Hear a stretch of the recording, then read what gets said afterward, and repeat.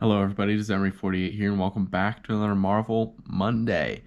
Today, we're going over Guardians of the Galaxy Volume 3. Now, this is the first Marvel film I've been able to see in theaters, which is very exciting.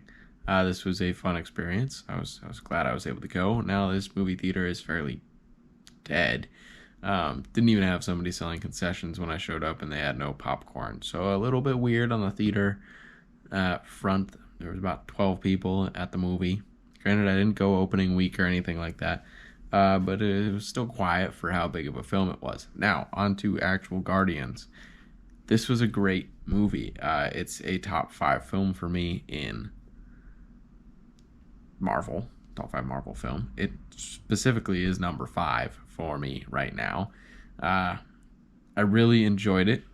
I shed a couple tears on 2 separate scenes. The first one was when Rocket was able to talk to everybody over comm, and they didn't know that he was actually alive yet. That one got me. The second one that got me was when Quill met up with his grandfather at the end. That was very nice. I really liked it.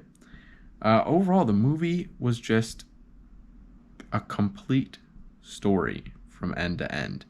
I did really enjoy the fact that it started off as, let's go save our friend, to, screw it, let's save the whole world.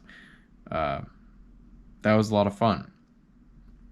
Took a good few turns that I wasn't expecting, I guess. Gamora was an interesting addition.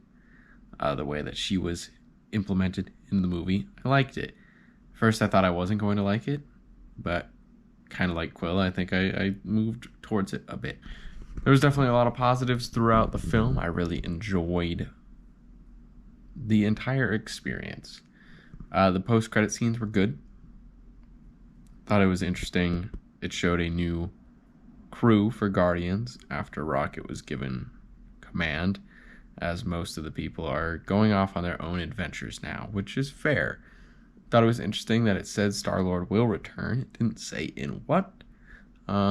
So I'm intrigued to see where that's going to go. This did not feel like a build-up to something else, which is nice, because that's what Ant-Man really felt like. It just felt like we were not making its own movie. We were just making a setup for something else. So it was nice to see something conclude. Nebula was great. Karen Gillan, great again. Drax was fun. I am Groot saying I love you guys instead. That was wild. Wasn't expecting it. Didn't really care as much as I thought I would when it happened, but a cool moment nonetheless.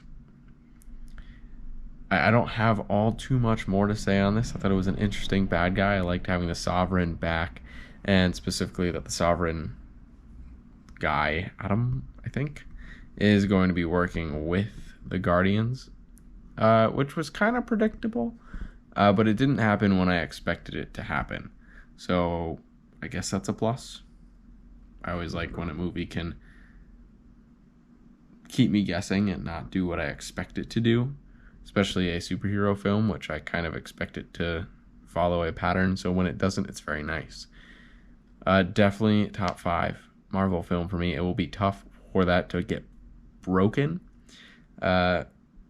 especially since now we are all caught up on Marvel, which is another weird feeling. There is stuff that got released on Netflix, which I do have to go catch up on still, but in terms of timeline and like canon stuff, I believe I'm all caught up. So I guess you'll find out with me next week where this series is going to go. Thank you everybody so much for watching, and I hope you have a wonderful rest of your day.